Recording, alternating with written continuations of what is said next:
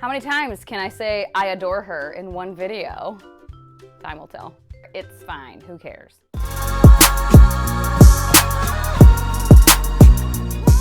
Well, hello.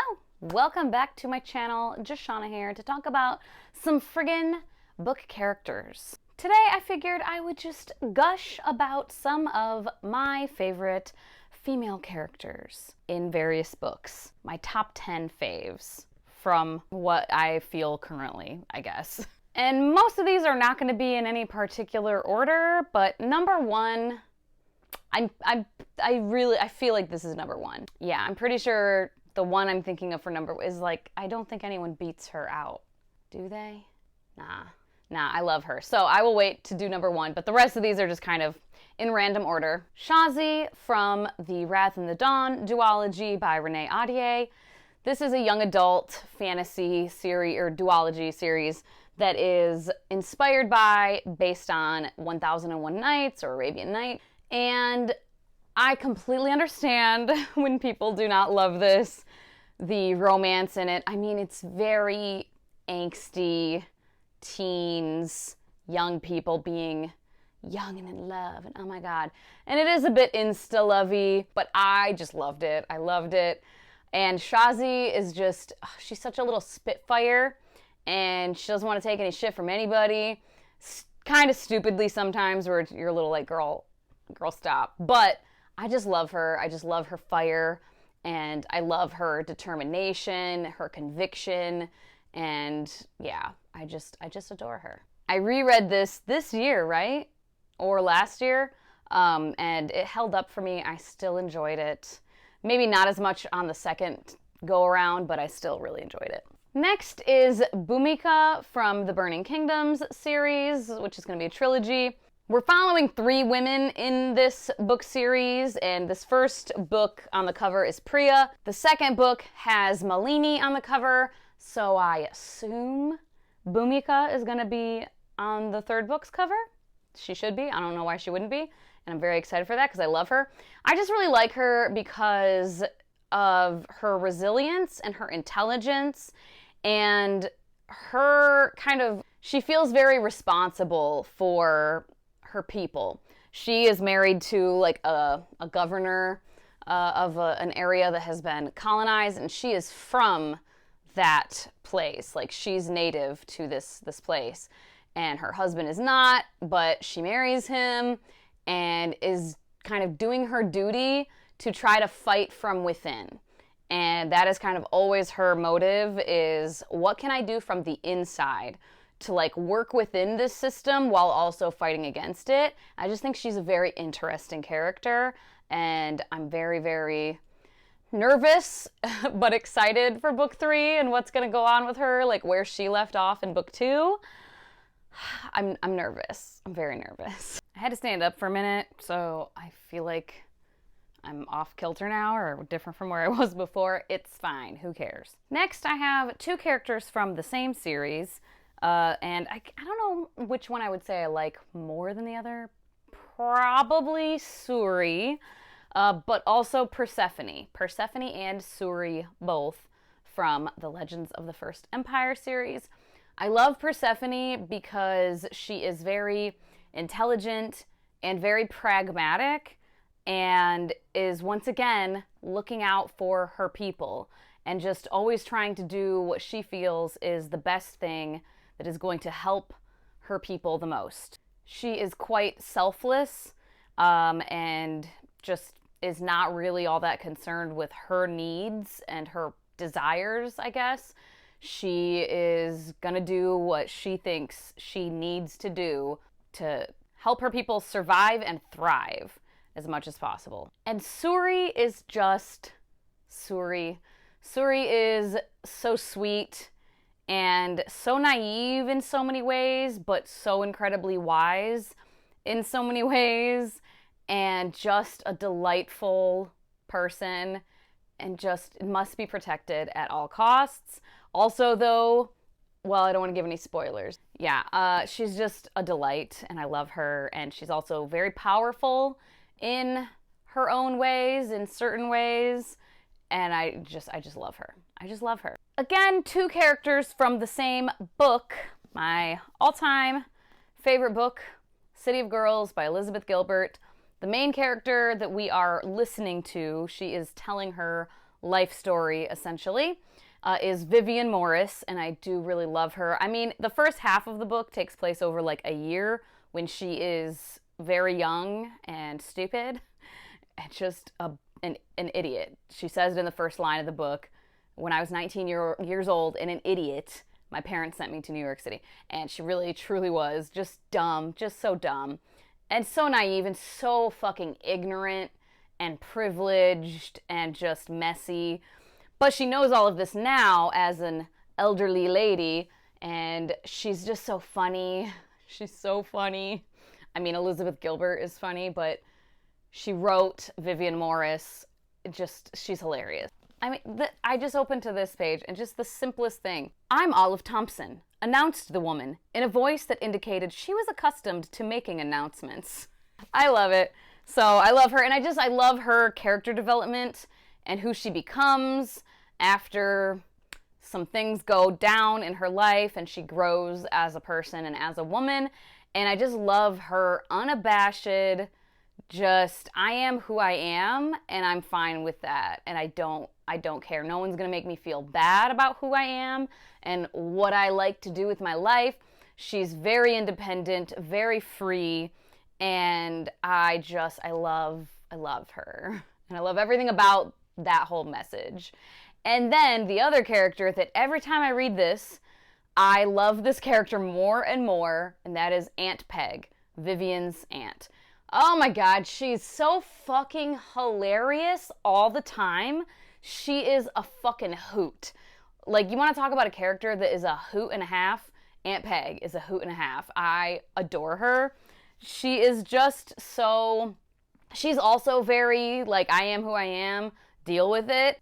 But she's just so bubbly also, and full of life. Just fucking full of life. And I just love her outlook on life, too. Just, again, pretty pragmatic, but also just she's just like a whimsical, kind of silly person, but who is fiercely loyal. One of the lines she says is, like, that's the thing about me. Once I like someone, I have to like them always. Like, I will like them always.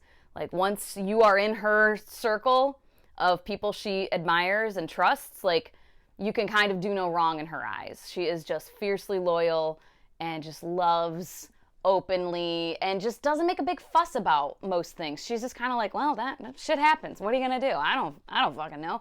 Whatever. I'm not gonna worry about it. And I just love her whole thing, her whole vibe. Next, I have a newer favorite from this year, Lady Hardcastle from the Lady Hardcastle mystery series. There are, I think now 9 books. I don't have the 9th one, right? Yeah.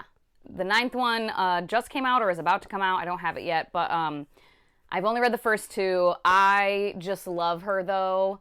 Emily is her first name, but just cozy mysteries, and Lady Hardcastle is like an upper class, noble woman, English noble woman, and these are set back in like the early 1900s. 1908 is this first one. And her husband has passed, and he's been dead for several years, if not decades. I can't remember now. And then she has her maid who's her name? What's her name? Florence, yeah, Florence Armstrong, who is her maid and her friend and also knows some martial arts. And they reference, like, they'll just pepper in conversation these grand adventures that they used to go on with Lord Hardcastle. And yeah, just getting into all kinds of shenanigans, just shenanigans left and right, searching for treasures and just all these things. And she is so witty. The witty banter between her and Flo just kills me. Right in the very beginning, like page 3, they're moving into this new house, this country estate. They're just trying to do something different. Like, ooh, we'll live out in the rural area, peaceful, quiet, whatever.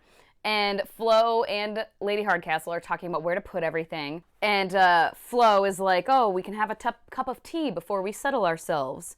A sterling plan, Flo. I'd like to check that the removal men followed my instructions. You know how these chaps can be. They promise to put everything in its place, but then you move in and find that they've put the apodistra in the bedroom and the piano in the kitchen. You've never had an apodistra, I called from the kitchen. Good thing, too, she said, if that's the way removal men treat them. What the fuck? So silly. Just so silly. And then later, they're at like a gathering, a party, and they're talking about dancing. And Flo says, I hope your dancing shoes can cope. Never mind the shoes, it's these poor old pins I worry about. You have the legs of a woman half your age, I said. Flo. Yes, but she wants them back, so I shall have to make do with these. That was Lady Hardcastle.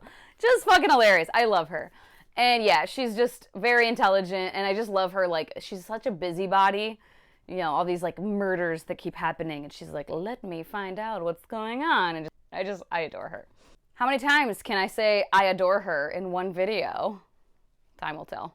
And then we have a character from a book series that does have a special place in my heart. It's one of the first full, fantasy series that I was into when I first really started reading again, like actually being an avid reader again. I never stopped reading, but there were several years there during and after college where I was not an avid reader for leisure. And then I started getting back into it, and I discovered, randomly, the Throne of Glass series by Sarah J. Maas.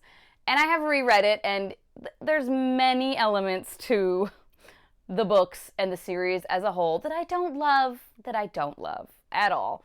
But I do still like the characters overall and the story overall. But one character in particular, Manon Blackbeak, I fucking love her. Oh, God. Like, by far my favorite character. And Abraxos. But, oh, God, I love her. She is a fucking badass, takes no shit from anyone, and is just so, like, cold and hard at times, but is actually a very kind and compassionate person deep down, and a very, like, fair and just person deep down. But she's also, like, a badass fucking ruthless witch with iron nails that can, like, rip your throat out. And there's just so many points in the series. One thing I love about the series is all the, like, oh shit moments where you're just like, oh, no fucking way. Like, the, like, hype bullshit that is maybe, emotionally manipulative, but I love it. And Manon has several of my favorite moments in the entire series. Just moments where I'm like, yes, bitch! Oh, I love her. Next is a character from a book series that I no longer love. I do still own a couple of the first books just because I would have to, like, throw them away. I can't unhaul them. And the first few books in the series were not as egregious in the shit that I hated on reread. So I could see myself, just for shits and giggles, rereading these first few books. But overall, I don't love the series, and the main character I fucking can't stand. However, the Sookie Stackhouse series, Pam, Windford or Pam, she's got a long, like, last name, but Pam the Vampire. I just adore Pam, and honestly, I do like her in the book series, but she's much better in the show, True Blood. Most of the characters are better in the show. Like, they're way less fucking problematic or just straight up offensive, sexist, racist, homophobic, etc. From memory, I think there's still some of that going on in the TV show, but way less. Jesus Christ, the book series is a lot. I have 2 videos going off about Sookie. If you feel like hearing me rant for like an hour total, I'll try to remember to put them in the cards. Fucking hate Sookie, but Pam is a sassafras queen. I love her, and she's just like the best vampire. Like, if you like the kind of stereotypical, edgy, hard, like ruthless, mean, bitchy vampire, you love Pam. Oh my God. And she's so fucking great because she loves getting dressed up in she works in this vampire bar where they have to look all like the stereotypical like look of a vampire with the leather and the straps and the like, ooh, I'll kick your ass right now, biker gang vibes. But she actually loves dressing in very feminine, girly, you know, like ladies' business suits or dresses or whatever. She loves dressing like that in her like free time. But she is actually very ruthless and just a bitch. I adore her. I love her so much. In the show, she is just stellar. Before I get to number one, which if you've been watching my channel for a minute, you can probably guess who number one is gonna be. Leave a comment right now to see if you end up being right, or just tell me when I'm done if you were right. But I'll do an honorable mention one, and this one is honorable mention. I mean, it's kind of similar to Pam the Vampire, where I actually like her character better in the TV show. Like, that's where I really, like, fell in love with the character. But she's truly on the list because I have actually read the whole book series. This character, I have not read this entire series, what's available in the series yet. Who knows if it'll ever be finished. It's a character from A Song of Ice and Fire, Game of Thrones series.